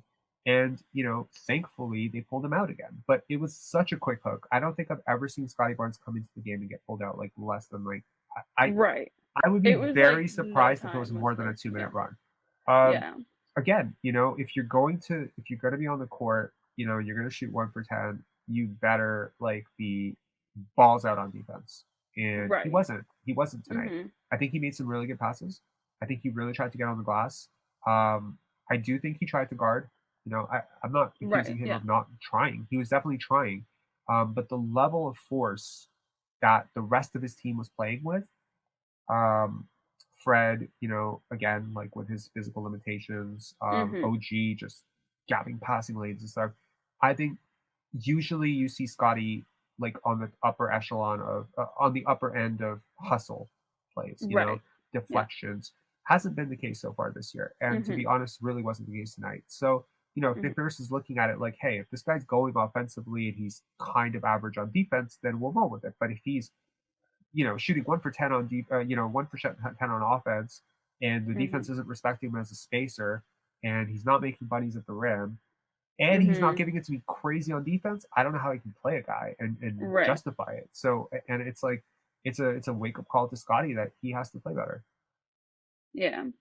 I mean, the other person that I felt like we didn't see very much today, and I guess the last couple of games, although um, I'm not so sure about the one on Monday, but Boucher, I feel like I haven't seen as much of recently as well. His shot So, selection is completely like it's really questionable, and he came mhm. into the game and took a three within the first possession, which is Yeah. something if you really talk to people who play basketball, you almost never want Mhm. to do, especially when you're not a lights out shooter. Yeah. So any other takeaways other than Scottie thing tonight? What do you think of Pascal's game? Oh, I mean, like obviously Pascal had like a great game. I did notice that he and Fred were doing a little bit more of sharing the ball. It seemed like they still did a little bit of like, you're my best friend and I'm gonna pass to you and we're gonna do some fun little things. But like they did seem to be passing a little bit more to the other guys and sort of taking advantage of the other people who were out there. And Pascal was definitely doing some of those things where he would just like go and be like, okay, I'm just gonna muscle through the rest of this and just, hopefully get a foul, as opposed to Yeah. passing to some of the people on the outside. I think there was one time, I think it was Wancho who was over on the far side of the screen, Yeah. and Pascal just went straight up and like muzzled through like six guys or something, even though there's only five. Um, but he just went through all of them instead of passing it out. And I thought that was a little weird, but I guess whatever, like this was like a really good game for him. So he was just feeling it. Yeah. But No, I think what I like about him more, and I said this about Fred in the game I believe in the first game that he scored 39. It's not mhm, just that the shots are going in; it's just how quickly you're going into them. Like what yes. I really resent is dribble, dribble, dribble, dribble, survey, Mhm. survey. It really screws up the offense when you hold the ball like that. I also don't like guys like holding the ball, bringing it up, crawling it, especially when we're such a terrible half court offense. I think that sort of screws up the Right. offense. So I think Exactly. Fred did a lot of damage to the offense tonight, to be honest. Like, I don't care how many points he scored. Like, I did Yeah. not like this game for him or Scottie, but I did like this game for OG and Pascal. So, I mean, that's kind of Yeah. where I stand on this. And the only thing with Pascal is like, if you have a center on you and you don't attack him, I think that's a bad Mhm. play. So if he's not hunting that, like every single time, you have to go at these centers. Like, Yeah. they can't stick with you. And if they can stick with you, then you're basically like creating a precedent for now other teams. So like I feel like other teams that are going to scout this are going to be like, okay, note to self, don't put slow moving 7-footer on really quick twitchy Right. 6'10" guy, you know. For But sure. I wasn't in. Obviously, I'm not in the Knicks locker room. I have no idea what their plan was going into this game. Personally, I don't. I look up and down their roster, and I'm like, really have nobody that can guard this guy. I have no idea how they can stop a player like this. And I'm now like deeply curious to see how they've stopped players that I consider similar to Siakam. Like I'm Mhm. just trying to see if they all like how did they like who did like I almost want to go and now study the Knicks. They used to be my hometown team. So yeah, but That would make sense. no, it's very fascinating to me, and I wouldn't be surprised if Tom Thibodeau looked at the rest of the shooters and was just like, okay, we're just going to live with Siakam ISOs, and we're not going to Yeah. double off the shooters. Um, but That kudos leaves to a Nick lot of Nurse. opportunities. So But I yeah, mean, but kudos to Nick Nurse for then overplaying Malachi Flynn. There was one note that mhm. there's only one bench player at some point in the third quarter who's gotten more than 10 minutes, and that's Malachi Flynn. And it's like, Right. wow, how did that happen? Like over Boucher, over Thad Young, guys who been usually above Right. him. But I think it's because, like as you noticed, like I don't know if you watched that film session that we did, Leo and I did, but like it's like how much space like Malachi is providing as your best, at least percentage wise 3-point shooter. And to think about it, you say, well, Gary's another guy like that who provides a lot of space. Otto's another guy who provides a lot of space.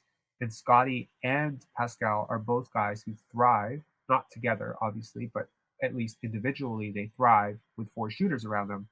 And so if you can create those open lanes with those guys, then in theory, with Gary and Otto back, you could have a really good offense, especially if you somehow manage to package Kem and something for a real legit shooting center that you can start. So I think the Raptors have reasons to be cautiously optimistic after this game, but I wouldn't throw a party. Right. Yes. It was nice. It was nice to win a game though. So. It was very nice to win a game. I agree. The losing was getting quite ridiculous, and I was getting really tired of other fan bases talking shit to the Raptors.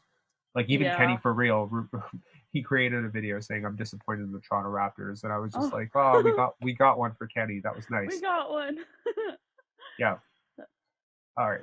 Well, thanks a lot, Morgan. I really appreciate you calling in. Have a good night. Yeah. Okay, so let me I've been sort of staring at the chat, so I see what you guys are talking about. There's a lot of, Barnes, Siakam stuff. And so let me just say that I think Scottie will be fine. Hey, if you want my honest opinion, not a good game for him. Obviously, I've said it 10 times. I don't have to keep saying it. Not a good game for him. This doesn't change my outlook on him at all. It doesn't budge it even a little bit. I realize he's struggling. I realize a lot of young players struggle. Maybe they don't struggle this bad. Maybe they don't score 2 points. But this is the worst half-court offense in the league, guys. There is a reason for that.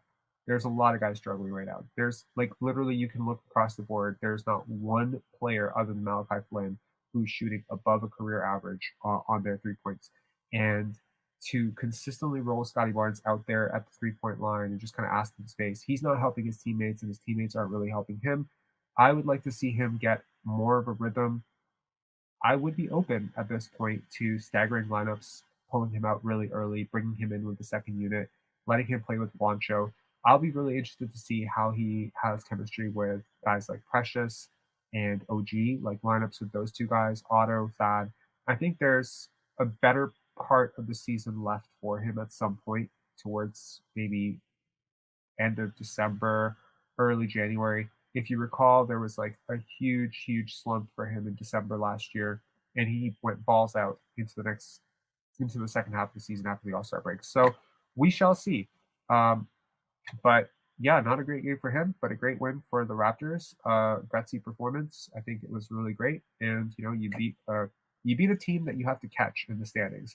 So it's actually much more than just a win. There's so many layers and layers of nuance to this. But I will tell you that if the Raptors lose, I think, for a few games now, I have been cautioning that this was the game. That if the Raptors drop 3 in a row, the season is officially over. And I had always circled this game as the game they had to win to end that. And you can go back with the other chats. I'm not capping at this point for validation or whatever. I always said this was the game. For whatever reason, I had, 13 and 19 was my magic number, that they cannot fall to 13 and 19 or the math just gets really hard. And that's not to say that had they lost tonight and then they won the next game versus they win tonight and then they lose the next game, it's not the same thing, because that 13 and 19 is very important. To get your 19th loss before your 13th win, at least for my math, was an incredibly relevant indicator, let's call it. And they managed to avoid that 19th loss. And if you're ever out there and you're wondering like how, talent evaluators and GMs often look at teams, I think most of the smart ones tend to look at the losses more than the record. The losses matter more, guys. So those L's, to me, you could not get your 19th loss before you got your 14th win. Luckily for the Raptors, they swing it. Not to mention, they actually get a win. And the other part of this equation is they actually end up getting a win over a team that they absolutely have to pass in the standings at some point this season to avoid the play-in, right? I mean, let's be honest. They're the 6th team right now. You're not catching 4, 3, 2, 1 unless something disastrous happens for one of those teams. And you don't want to be in the play-in because you don't want to face those top 2 teams because they will be very tough. So in order to salvage the season, you have to finish at least 5th, ideally 4th, and then you pray that Brooklyn falls. So we live to fight another day, but I will tell you that the next magic number is 2 more losses again. So if you win this game and then you lose 2 more, which means you would, in theory, get your 20th loss before you get your 15th win, now you're in the same situation. So the Raptors, in theory, need to win one of the next 2 games to steer the ship back into positive territory. For me, again, for the analytics. Let's just see. Sorry, would you rather have 100,000 or a pair of Scottie's dirty socks? You know, I gotta tell you, like, some of you people, like, who raised you? Were you raised by wolves? Like, what's wrong with you? Like, you got nothing better to do than to come and like, man, some of the stuff on Twitter was like, I showed it to my girlfriend and I was just like, can you believe someone would say this about somebody that they don't know in real life? We're talking about basketball. Like, we're talking about actual basketball. Jeez. Daryl came up with the exact right answer. I'd take 100,000 pairs of Scottie socks. Okay, well, there you go. eBay for the win there. Tamberlin asks, when do we think which game Precious is returning? Well, last I heard, Precious was already practicing, so they're ramping him up. I think you should expect him after Christmas.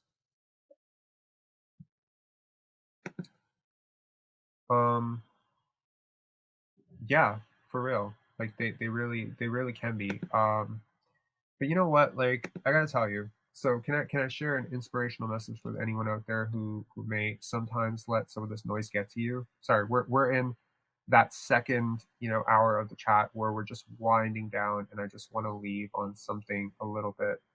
I mean, it's related to basketball, but it's not completely related to basketball. And so I was feeling a little bit like I created a Twitter account. And to those of you who don't know that, yes, I created a Twitter account. It's Pensari B-ball. And I saw some of the comments that people had, and there were just people just roasting me. And it's not even about basketball. It's not about, oh, he's wrong about Siakam, which is what I wish people would say, or he really, thinks Scottie's great and he's over optimistic about that. It wasn't that. It was straight up like, it was derogatory shit. It was the type of stuff you wouldn't say on a basketball court. It was definitely the type of stuff you wouldn't say, that no civilized person would say to another civilized person to their face. But this is the internet, and with Twitter where it is right now, people were just free to say this stuff, and people were egging it on, and it just felt like very weird. That was strange, and I got to be honest, it kind of sunk me for a minute. It kind of had me like thinking like, what am I doing to that warrants this level of vitriol? Like, I'm just talking my opinion about basketball. You never heard me say Fred Van Brick. You never heard me say derogatory things about a player. You've never heard me speak in a vulgar language, but the way that people address it, it's like I desecrated somebody's grave. And so I was like, okay, what am I doing? Like, what the hell is it? Just, like, what's going on here? And then I stumbled across a message that really provided some uplift. So I just want to share it with you guys, and it's incredible, and I want this to be the parting note of the night, and I don't want me to be the parting note of the night. I just want this to be the parting note of the night. Okay. Now to teach our young men is that there's no emotions with work. Work is just what you do. I mean, like, it's like blinking. You blink, you don't feel happy or sad or any emotion toward blinking. It's just what you do. That's how your work gotta be.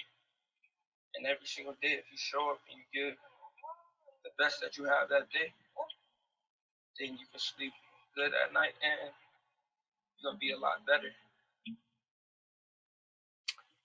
So I think that whatever you're trying to do out there, I'm sure all of you are doing something really productive and cool with your lives.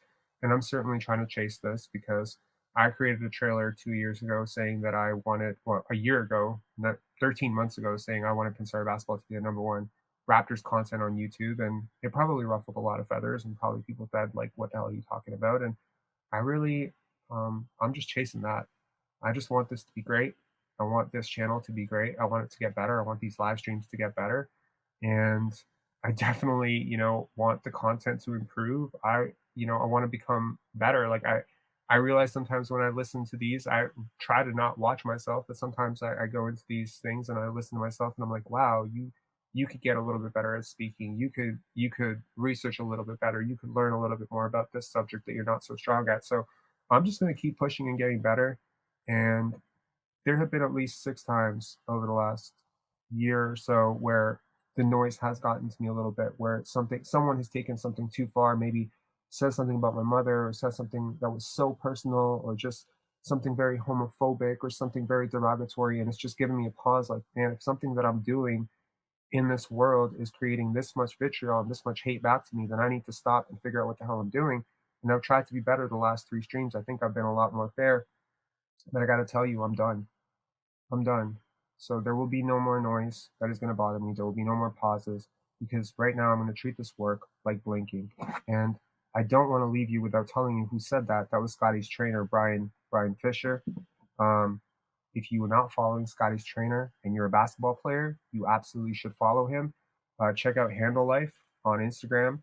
He posts uplifting shit all day.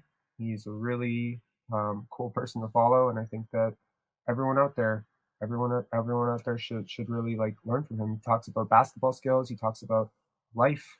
There's a lot of good content. And you know what? If you scroll through your average Facebook feed or Instagram feed, there's a lot of negativity and a lot of bullshit that will bring you down. It will bring you to a lower state of mind. And I gotta say that the people who are constantly flooding my feed with positivity, thank you guys. To the people in this chat who've taken the time to be here past midnight, thank you guys. I really do appreciate it. I promise you that I'm not letting the noise, I'm not hearing the noise anymore. I'm just blinking. I'm going to treat my work like blinking. And to those people out there saying, I hate Pensar basketball, this guy's trash, all that stuff, you know what? You can just watch it grow. Welcome to Pensar basketball. On this channel, we're going to have intelligent discussions about the sport of basketball, from breaking down game film, discussing analytics, and dissecting league-wide trends with a very strong focus on your Toronto Raptors. During the offseason, you can absolutely expect free agent and draft discussions. I love college hoops. I can't promise the highest end video essays, and I can't promise we'll always agree, but I can promise regular, well-researched, and smart content. My name's Robert Mishevich. I'm an ex-writer for the Bleacher Report who did a lot of work in radio in my early 20s, and I've been watching basketball for nearly 25 years.